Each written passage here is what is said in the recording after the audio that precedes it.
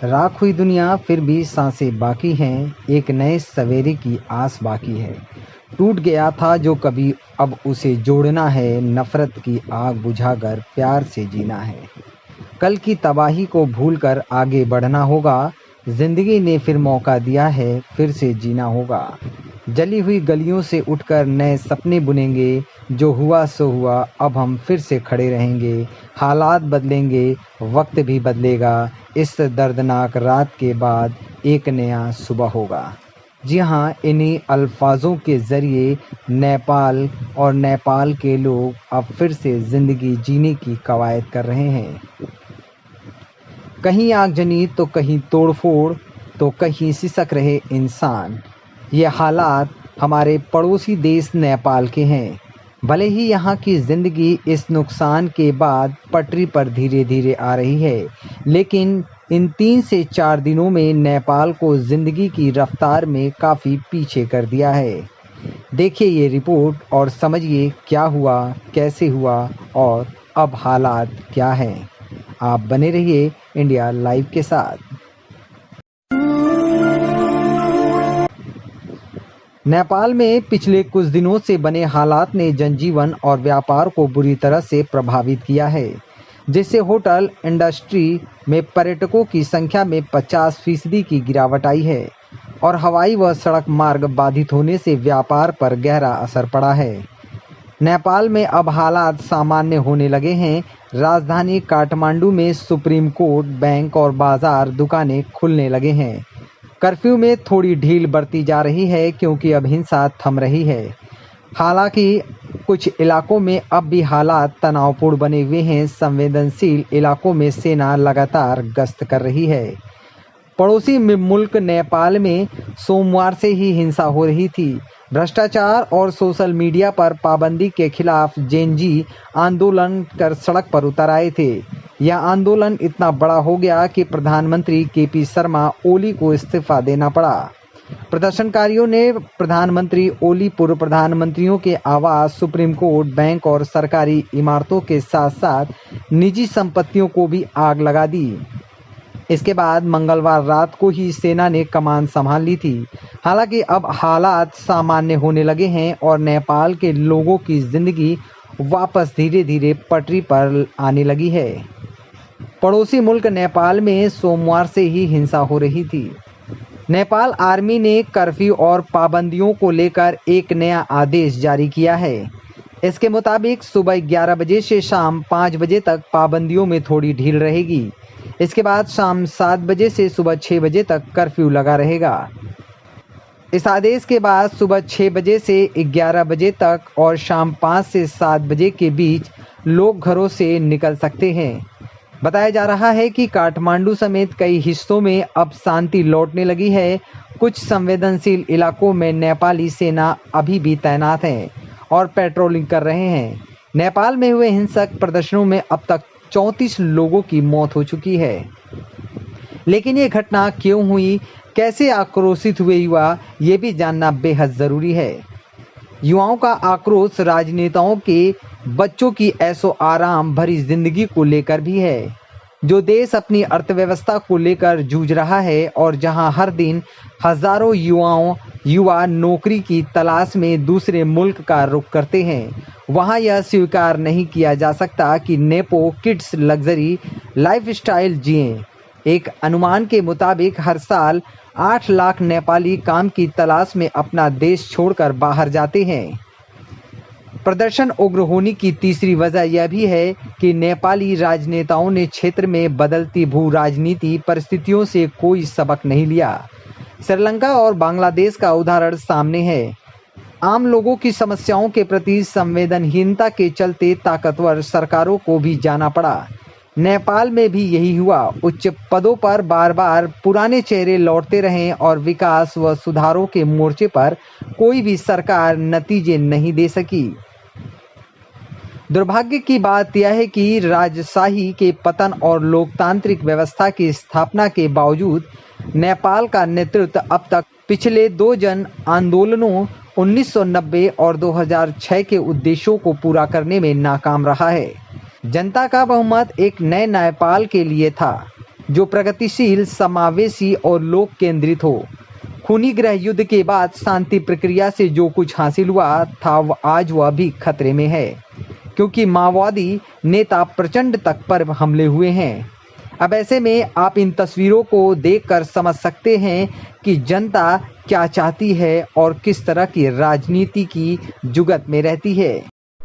नेपाल में हुई शांति और धीरे धीरे पटरी पर दौड़ रही जिंदगी के बीच दुकानें खुलने लगीं और यहाँ के व्यापारियों, दुकानदारों का क्या कुछ कहना है, आप इसे भी सुनिए और समझिए और इनके दर्द को भी जानिए कि किस तरीके के हालात अब दंगों के बाद हुए हैं या बिगड़े नेपाल के हालात के बाद ज़िंदगी भले ही सामान्य धीरे धीरे होने लगेगी, लेकिन इस ज़िंदगी को सामान्य लाने में काफ़ी वक्त लग जाएगा। ऐसे में इन व्यापारियों, दुकानदारों के दर्द को भला कौन समझेगा? ये दर्द वही झेलेंगे और उनकी दास्तान, उनकी ज़ुबानी आप खुद सुनिए और खुद समझिए कि कितनी मुश्किल होगी व्यापार और दुकान करने में, साथ ही परिवार चलाने में।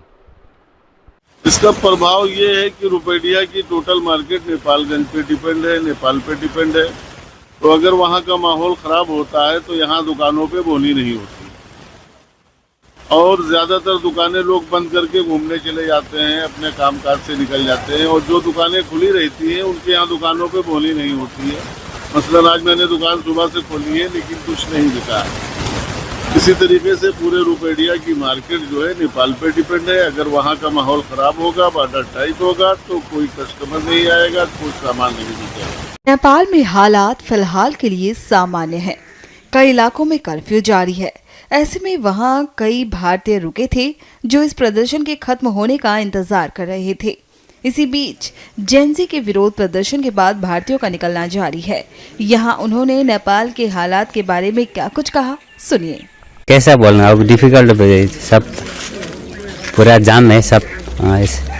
गाड़ी वाड़ी चल रहा है? हाँ, थोड़ा नहीं, गाड़ी तो नहीं चल रहा है, बाइक से आया हम लोग, पर्सनल बाइक से। अभी यहाँ से कहाँ जाएंगे? अब इधर से मुंबई से दूसरा कंट्री मालदीव्स। अभी नेपाल धुलाबाड़ी से आ रहे हैं। हाँ, क्या करते थे उधर? उसने प्लाई फैक्ट्री में वो कैंची चला रहे थे और जो है फिलिंग का हर काम करते हैं। हाँ, अभी क्या क्यों रिटर्न आ रहा है? अभी काम फिलहाल बंद है और जो गाड़ी बंद हो गया तो माल आता नहीं है, माल उठता भी नहीं है, इसलिए मालिक ने मना कर दिया, बोला कि अभी बंद रहेगा, जब भी खोलेगा तब आ जाना। उधर गाड़ी गुड़ी कुछ नहीं चल रहा है। मैं तो यही बॉर्डर से आया, उधर आगे में क्या है पता नहीं है। उधर तो कर्फ्यू जारी है, तब भी किसी हाई अलर्ट में है। सेना भी है काकरबेटा में क्या? हाँ, सेना तो नहीं देखा मैंने, पुलिस ही देखा, सेना तो नहीं देखा अभी आते समय। अभी क्या आंदोलन का कोई आज बगड़ा है? कोई नहीं है, ऐसा कुछ नहीं है। मतलब टेम्पो वगैरह, छोटा टेम्पो वगैरह, स्कूटी, बाइक चल रहा है, बाकी बड़ा गाड़ी तो कुछ नहीं चल रहा है। आप नेपाल के रहने वाले? नहीं, मैं इंडिया के हूँ, तो इधर अपना इलाज कराने आया था। तो अभी नेपाल 8 तारीख को आए थे। पशुपति नाथ महाराज के दर्शन करने आए थे। उसके बाद वो जड़ी बूटी चौक है, वहाँ हमारी गाड़ी जला दी। क्या हुआ, इतना टेंस माहौल था, कहाँ रहे? ये पीछे कुछ लोग बोले आप दर्शन के लिए आए, जाओ जाओ जाओ, तो फिर हम निकल कर आए और उस जड़ी बूटी चौक पर आए तो उन्होंने गाड़ी रोकी, हमको गाड़ी से बाहर निकाल दिया और गाड़ी को जला दिया। वहाँ से वहाँ लोकल नेपाली भाई थे ना, उन्होंने हमको थोड़ा बाजू में कर दिया और वही रुके थे। अभी आज इधर आ गए हम एयरपोर्ट पे। बहुत प्रॉब्लम फेस किया सर। अब वापस जा रहे हैं। I landed on when it started. It's 8. So how was the scenario? How was this day? Scenario is very. I don't even understand why they are burning everything. We can see from our hotel they are burning outside everything. So it's very scary, and it's like a lockdown here. We are staying in the hotel only for 3 days. We couldn't go outside. We can't step out. Can't do anything here.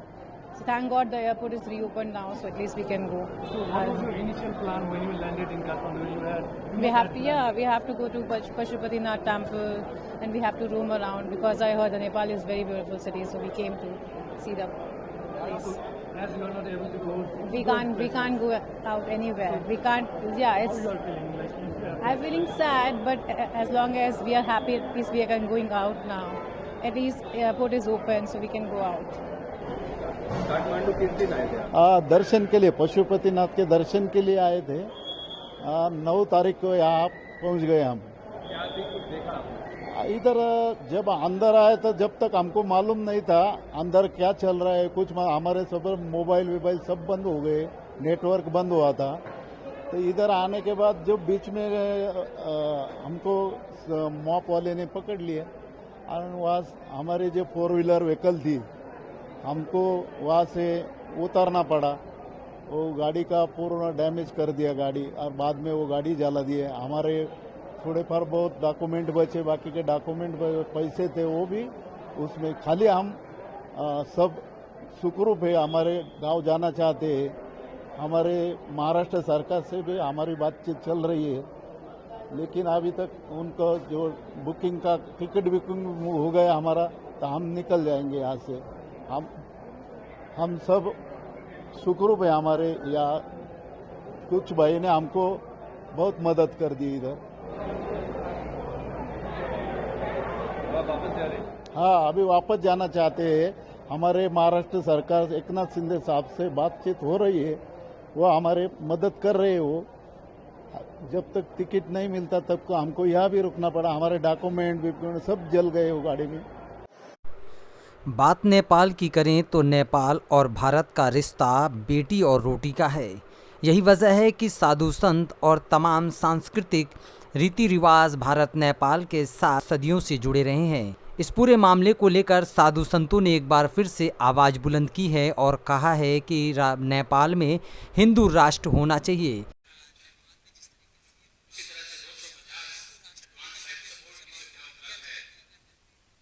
देखिए, पूरी दुनिया भारत की ओर देख रहा है। जिस प्रकार से आपने देखा होगा पाकिस्तान की स्थिति क्या हुआ, अफगानिस्तान की स्थिति क्या हुआ, श्रीलंका की स्थिति क्या हुआ, बांग्लादेश की स्थिति क्या हुआ, अब नेपाल की स्थिति आप देख सकते हो। जिस प्रकार से वहां पर ऐसे तत्व उस में इन्वॉल्व हो गए जो सरकारी संपत्ति, नेताओं के पीटने के अलावा सरकारी संपत्ति का नुकसान, इसके अलावा प्राइवेट संपत्ति को लूटना, नुकसान पहुंचाने का कार्य किया। मैं मांग करता हूं नेपाल को पुनः हिंदू राष्ट्र बनाया जाए, क्योंकि ये नेपाल हिंदू राष्ट्र था और भारत हिंदू राष्ट्र है। इसके नाते दुनिया भारत की ओर देख रहा है। मैं देश के यशस्वी प्रधानमंत्री और मैं अपेक्षा करता हूं उत्तर प्रदेश के यशस्वी मुख्यमंत्री योगी आदित्यनाथ जी महाराज, जिनके तरफ पूरा देश की निगाह है, प्रधानमंत्री के ऊपर और उत्तर प्रदेश के यशस्वी मुख्यमंत्री योगी आदित्यनाथ जी के ऊपर, क्योंकि ये दो ऐसे महापुरुष हैं जिन्होंने पूरे विश्व में सनातन की स्थापना किया है और संस्कृति को सुरक्षित करने का कार्य किया।